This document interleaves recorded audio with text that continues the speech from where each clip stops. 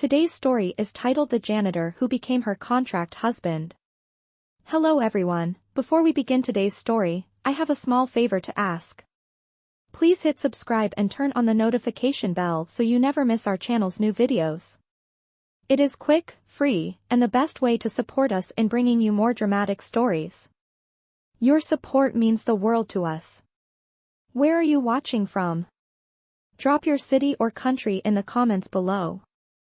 Thank you very much. Now, let us return to our main character. The clock had already passed midnight when the last light in Hale Tower still glowed through the glass lobby. The janitorial staff had gone home hours ago, except for Lena Brooks, the overnight cleaner who was still scrubbing the marble floor until her reflection shone back at her. The rain outside came down in silver sheets, tapping against the tall windows. She was bone-tired, her hands raw from bleach and soap, but she needed the extra hours.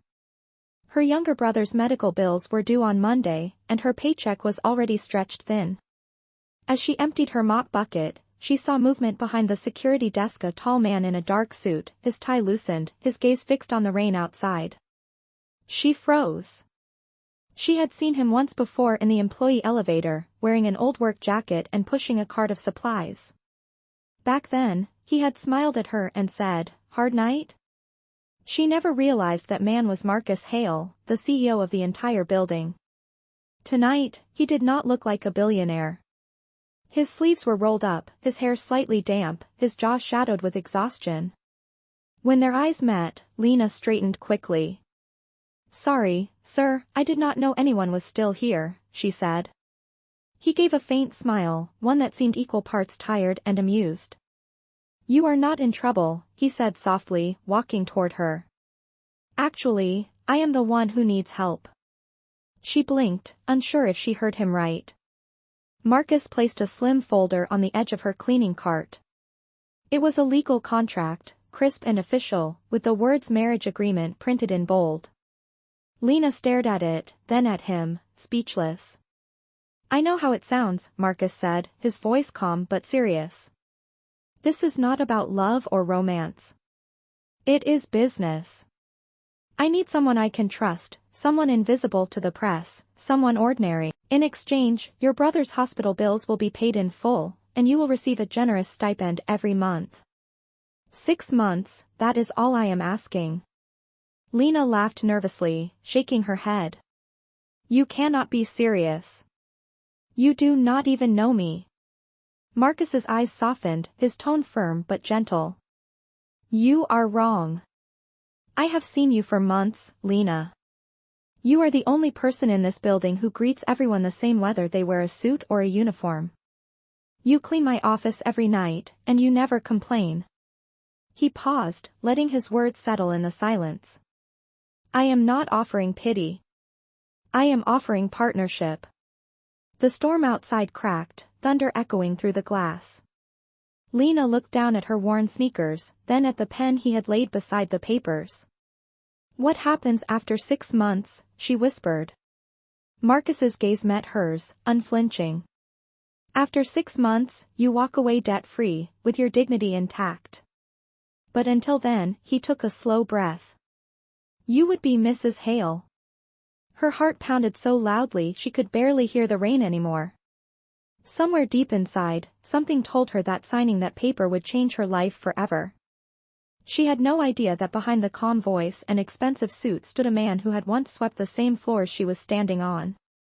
And this, right here, was how a simple janitor's night shift turned into the most unexpected proposal of her life. Lena could barely sleep that night. The storm had quieted, but her thoughts did not. She kept seeing the look in Marcus's eyes, the calm authority behind every word he said, and the folder that still sat on her kitchen table. It looked out of place in her small apartment, surrounded by second-hand furniture and flickering light bulbs. The word marriage glared up at her in bold black letters. At dawn, she pressed her palm against the window, watching the first light crawl over the city. She had spent years cleaning floors in buildings she could never afford to live in, and now, a man from that world had asked her to marry him for business. By noon, she walked into the company lobby again, her uniform crisp, her nerves on fire. Marcus was already there, leaning against the marble counter, a coffee in hand. He looked different in daylight, sharper, unreachable. When he saw her, he straightened slightly. "You came back," he said quietly. Lena swallowed hard. "I came to say yes." Marcus nodded once, almost like he had expected that answer all along. "Good," he said, opening the folder. "Then let us make it official." The next hour passed in a blur. They signed papers under the steady hum of the air conditioner, the lawyer's pen scratching across the page. The sound echoed in Lena's chest. When it was done, Marcus closed the folder and slid a small velvet box toward her. Inside was a simple gold ring. "You do not have to wear it all the time," he said, his tone unexpectedly gentle. "But the world will need to believe this." Lena slipped the ring on. It felt cold, foreign, heavier than she thought a ring could feel. As she stared at her hand, Marcus's phone buzzed. He glanced at the screen, then at her. "We have to make an appearance tonight," he said. "A charity gala. You will need something to wear." He led her to the private elevator that rose straight to the top floor, a place she had only ever seen from afar. When the doors opened, Lena's breath caught. The penthouse stretched like a dream, glass walls, soft light, a skyline that seemed to float in clouds. A woman in a tailored suit greeted them. "This is Claire, my assistant," Marcus said. "She will help you prepare." Claire offered a polite smile, but her eyes flickered with surprise, maybe even judgment. "Of course, Mr. Hale," she said smoothly, turning to Lena. "Follow me." The next few hours felt unreal. Lena tried on dresses she could never imagine touching, fabrics that whispered against her skin. Claire pinned her hair, applied soft makeup, and reminded her to smile even when it hurt. When the mirror finally reflected the finished version of her, Lena barely recognized herself. The janitor was gone. In her place stood a woman who could pass for a CEO's wife. Marcus entered the room quietly. For a moment, he did not say anything. Then, almost imperceptibly, his expression softened. "You look ready," he said. Lena gave a small nod. "Ready for what exactly?" He hesitated, then said, "Ready for people who will think they already know you." That evening, as the car pulled up to the gala, cameras flashed from every direction. Marcus stepped out first, his composure flawless, then turned and offered her his hand. For a heartbeat, she hesitated, remembering the mop bucket and rubber gloves that had once been her life. Then she took his hand. The warmth surprised her. The flashes intensified, reporters shouted questions, and Marcus whispered close to her ear, "Just breathe. You are doing perfectly." The chandelier light inside the ballroom reflected off gold and glass. Waiters moved like clockwork, laughter and music filling the air. Lena kept her smile steady, repeating Marcus's advice in her mind. "Just breathe." Across the room, she caught a few glances, whispers, judgment in polished suits. Yet when Marcus introduced her, "My wife, Lena Hale," his voice carried pride, not apology. And for the first time that day, Lena felt something shift inside her. Maybe this arrangement was not just a transaction. Maybe it was the beginning of something neither of them fully understood yet. The first few days after the gala felt like living in a story that was not her own. Lena woke each morning in the quiet penthouse, the city humming far below, and still half expected someone to tell her it had all been a mistake. Marcus left early every day for meetings, his schedule mapped down to the minute. She rarely saw him except for the evenings when they shared polite, short dinners that felt more like briefings than meals. There was always a distance, a sense of formality between them, as if they were both afraid to disturb the fragile balance their agreement depended on. Yet beneath that silence, there was a tension neither could name. One evening, as the sun dipped behind the skyline, Lena found herself standing by the window, staring out at the glittering city. Marcus entered quietly, loosening his tie, his reflection appearing beside hers in the glass. "You did well at the gala," he said. The press reaction was better than expected. Lena smiled faintly. "I am glad I did not embarrass you." Marcus's brow furrowed slightly. You did more than fine. You impressed people who never respect anyone outside their circle. She turned to him, unsure how to take the compliment. So I passed the test then? She asked, her tone half teasing. His lips curved into a shadow of a smile. There will be more tests. For a moment their eyes held, the city lights flickering around them like tiny sparks. But before either could speak again, Marcus's phone buzzed. He looked at the screen, his jaw tightening. Excuse me, he said, walking into his study and closing the door. Lena stared after him, the distance between them growing once again. Later that week, Marcus arranged for her to meet a team of stylists, etiquette coaches, and media advisors. It is necessary, he said. People will watch us closely. Lena endured hours of posture lessons, speech training, and table manners that felt like learning a new language. At first, she resented it. But she quickly realized Marcus was not trying to humiliate her, was trying to protect her. Still, she wondered why a man who seemed to have everything would go to such lengths to create this elaborate facade. One night, she found the answer, a part of it. Marcus had fallen asleep in his study, the desk scattered with papers. Curiosity nudged her closer. She noticed a framed newspaper clipping beside the lamp, a headline about a boardroom power struggle and an inheritance dispute following his father's death. Below it, a quote from a rival executive: Marcus Hale may own the company, but not the family name. Lena's heart sank. This marriage was his armor against a war she barely understood.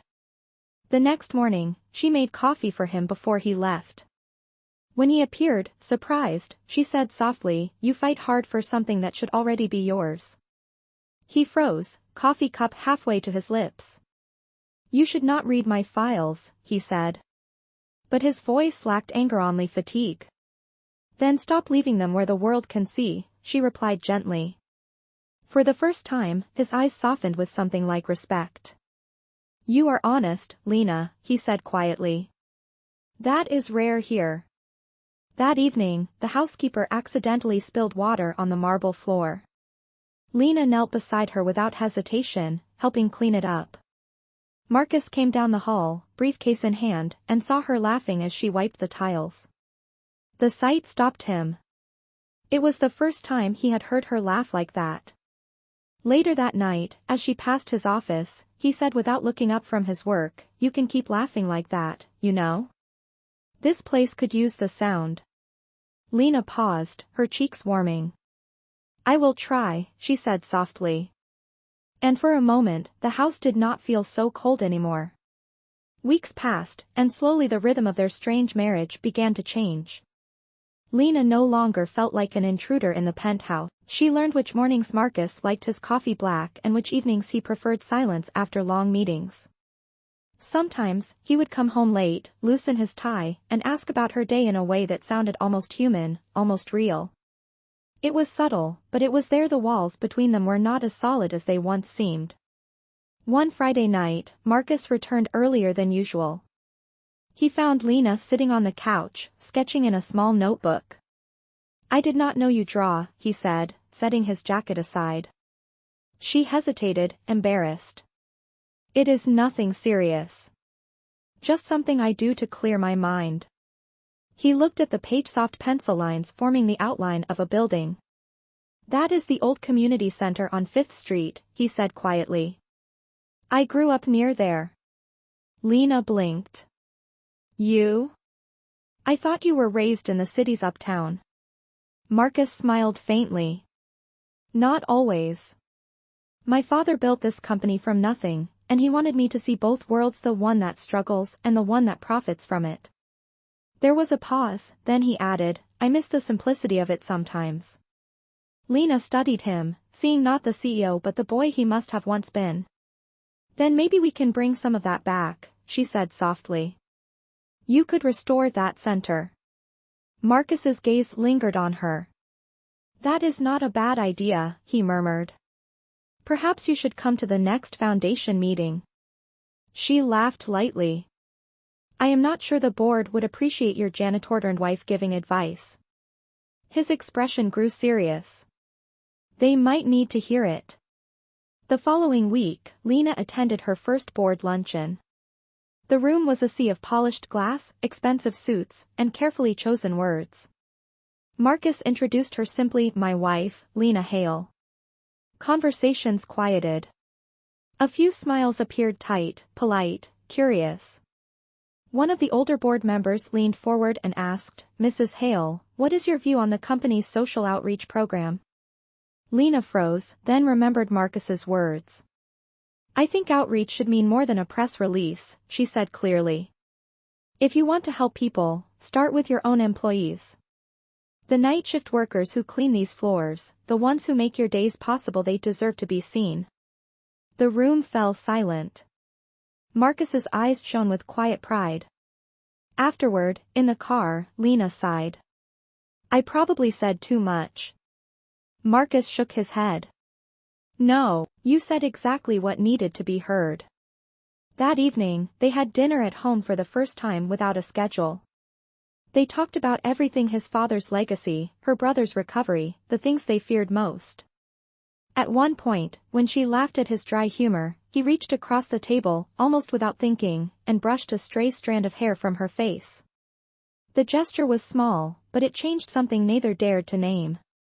Later, Lena stood by the balcony, the city glowing beneath them, her heart restless. Marcus joined her quietly, his voice low. "It is strange," he said. "This was supposed to be a business arrangement. Yet I find myself looking forward to coming home." She turned to him, her voice barely above a whisper. "So do I." He smiled, a real one this time, the kind that reached his eyes. For a moment, the contract, the lies, the distance, all of it faded. They stood side by side, not CEO and janitor, not rich and poor, but two people caught somewhere between duty and something dangerously close to love.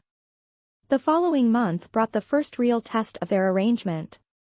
Marcus had invited Lena to accompany him to an exclusive corporate dinner held by the board of directors. It was not just another social event, it was the night when major investors would evaluate his leadership before renewing their contracts. Lena could feel the tension the moment they stepped into the marble lobby of the Grand Orion Hotel. Cameras flashed, guests turned to look, and whispers trailed behind them. Marcus squeezed her hand lightly, a gesture of silent reassurance. Inside the ballroom, chandeliers shimmered above polished floors, and the air was thick with the scent of perfume and expensive wine. Every smile carried calculation. Lena stayed close to Marcus, greeting the people he introduced her to, but she could sense their polite curiosity, their quiet judgment. One woman leaned close and whispered, "So that is her, the janitor bride." The words burned, but Lena kept her composure. Marcus noticed her stiffen and leaned in just enough for only her to hear. "Let them talk," he murmured. "They do not know you." Dinner was served, conversation flowing like a current around them. The chairman, Mr. Weller, an older man with a sharp tongue, raised his glass and said loudly, "Mr. Hale, we admire your ambition, but many of us were surprised by your recent marital decision.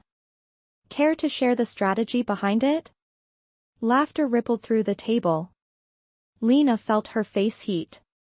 Marcus set his glass down with deliberate calm. "The strategy," he said evenly, "was choosing a partner who reminds me what integrity looks like." The table went silent. Then, to everyone's surprise, he gestured toward Lena. "In fact, it was her idea that inspired our new outreach proposal." Mr. Weller arched a brow. "Oh? The one about employee welfare?" Marcus nodded. "Yes. She believes that leadership should start with listening." Weller smirked. "That is touching. But what qualifies her to advise a corporation of this scale?" Before Marcus could answer, Lena spoke, her voice clear but steady. "Maybe nothing qualifies me," she said, "but I know what it feels like to clean this company's floors at 3 in the morning. I know what it means to be invisible in a place built on appearances. If this company wants to talk about growth, maybe it should start by valuing the people no one sees." For a long moment, no one spoke. Then, slowly, a few people nodded. A quiet murmur of approval spread across the table. Marcus looked at her, pride flickering in his eyes. After dinner, as the guests began to leave, several board members approached Lena, thanking her for her honesty. Mr. Weller even offered a thin, reluctant smile. "You have spirit, Mrs. Hale," he said. Marcus could use more of that. When they returned to the car, the tension finally broke. Marcus exhaled deeply and laughed. "You were extraordinary," he said. "You turned an ambush into an alliance." Lena smiled shyly. "I only told the truth." "Exactly," he said. "And that is why they listened." The drive home was quiet, but comfortable. The city lights flashed across the windshield, painting their faces in gold and shadow. When they reached the penthouse, Marcus opened the door for her and hesitated before saying goodnight.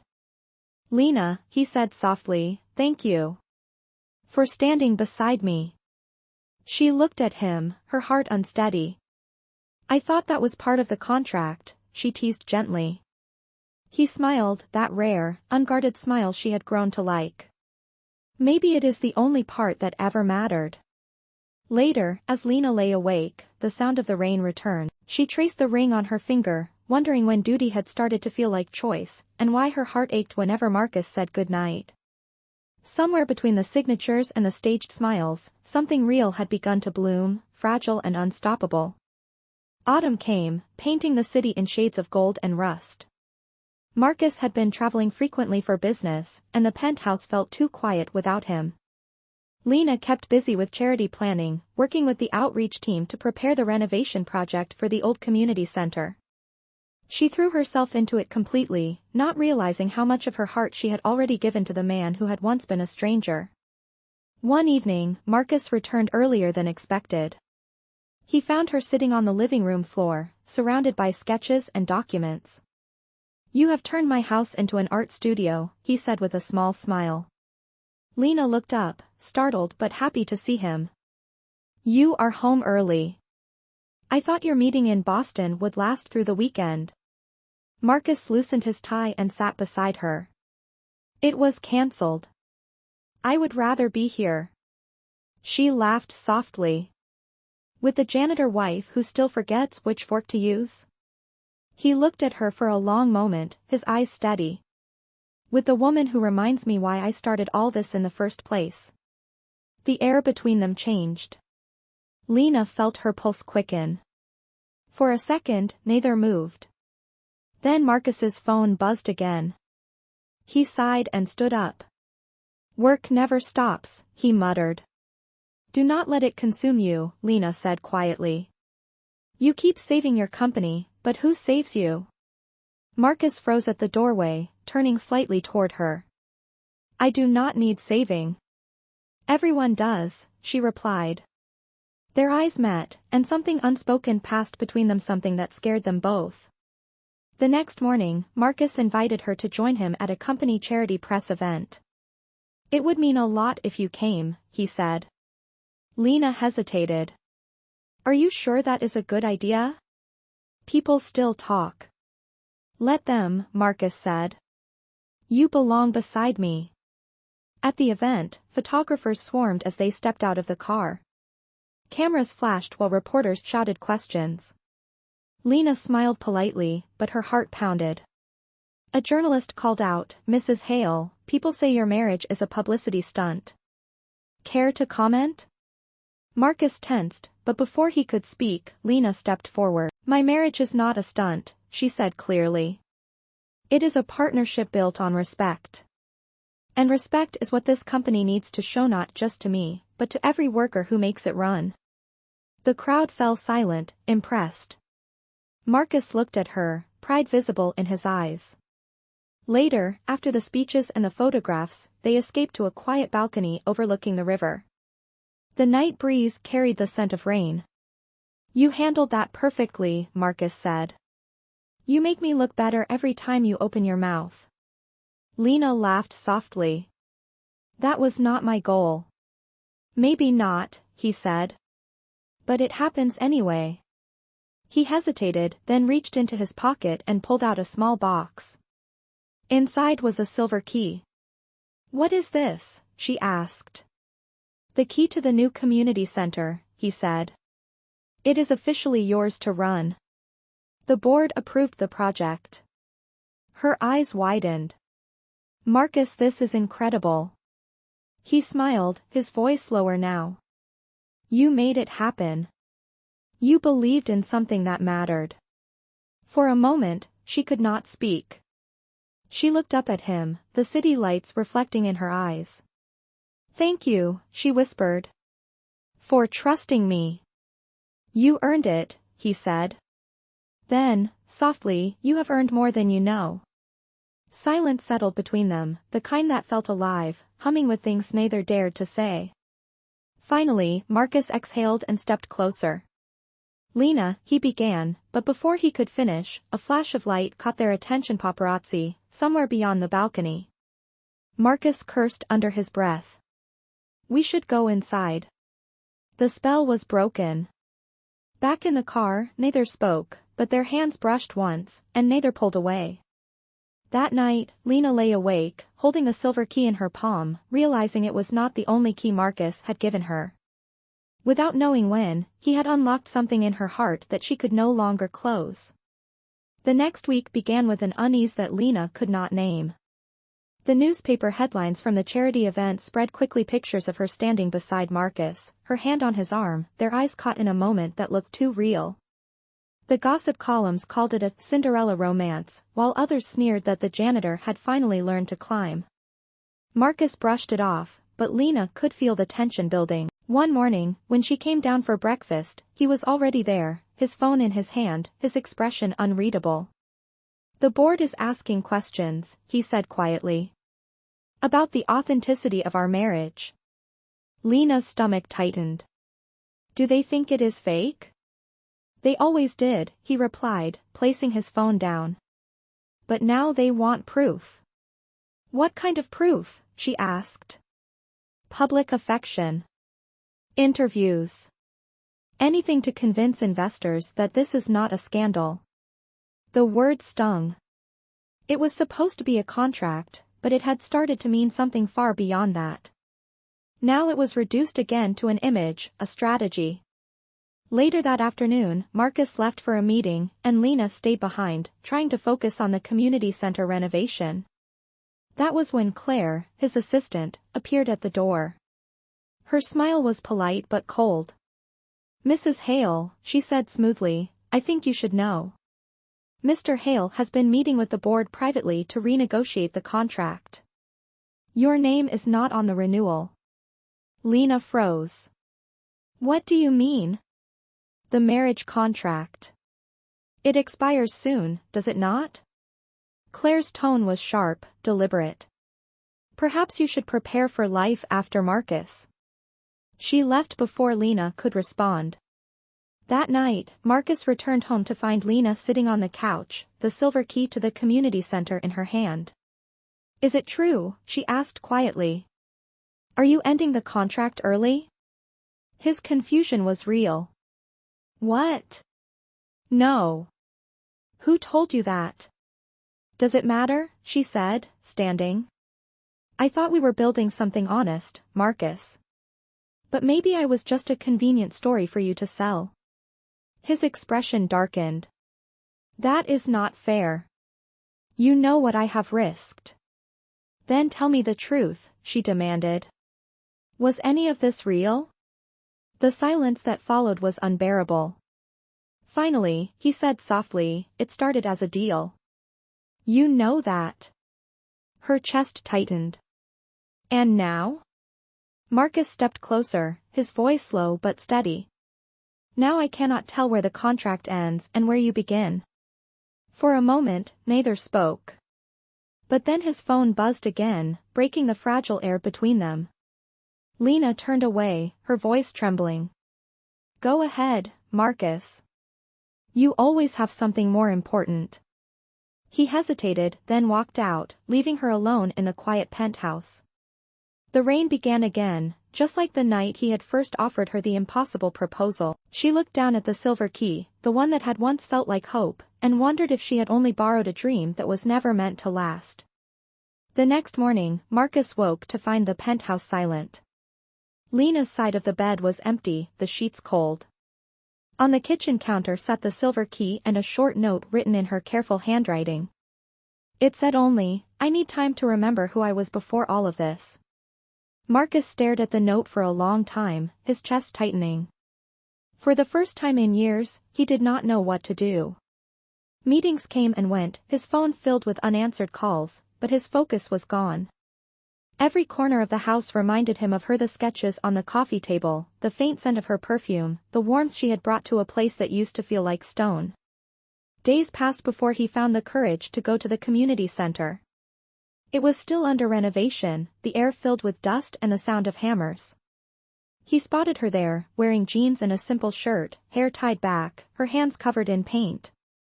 She looked alive in a way he had never seen before. When she saw him, she froze. "What are you doing here?" she asked. Marcus stepped closer, his voice quieter than usual. "You left without a word." "I left a note," she said, not meeting his eyes. "You said you needed time," he replied. "I gave you that. But I cannot pretend this does not matter." Lena sighed, putting down her brush. "Marcus, you have a company, a reputation. You cannot afford to care about what happens between us." "Then let it cost me," he said firmly. "Because I already lost you once by pretending this was just business." She turned toward him, eyes glistening. "It started as a lie," she whispered. "How can it ever become real?" "Because somewhere between the lies, I found the truth," Marcus said. "You showed me what real looks like. You made me want to be better." He reached into his pocket and pulled out the ring she had stopped wearing. "You left this behind," he said. "But I do not think it belongs to the past." She stared at it, torn between anger and longing. "What do you want from me, Marcus?" "A chance," he said softly. "No contracts. No signatures. Just time to prove that what I feel is real." For a long moment, neither spoke. The noise of construction filled the silence between them. Then Lena whispered, "You do not give up easily, do you?" Marcus smiled faintly. "Not on the things that matter." She hesitated, then took the ring from his hand, her fingers brushing his. "You have one last chance," she said.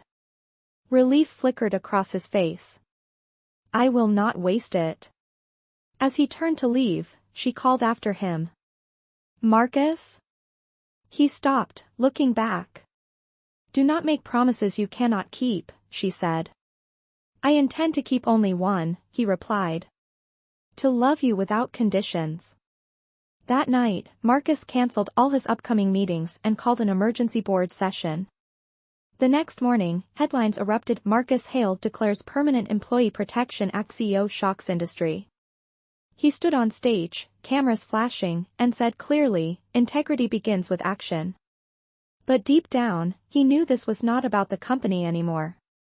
It was about earning back the woman who had taught him what integrity truly meant. It had been 3 months since the press conference that changed everything. Marcus's new policy had restored fairness across his company, and for the first time, the board respected him not for his wealth, but for his conviction.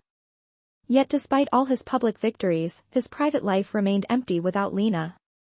He visited the community center every week, sometimes bringing donations, sometimes only silence. The walls were painted now, the floors gleamed, and children's laughter filled the halls. But Lena was always busy, always polite, never close.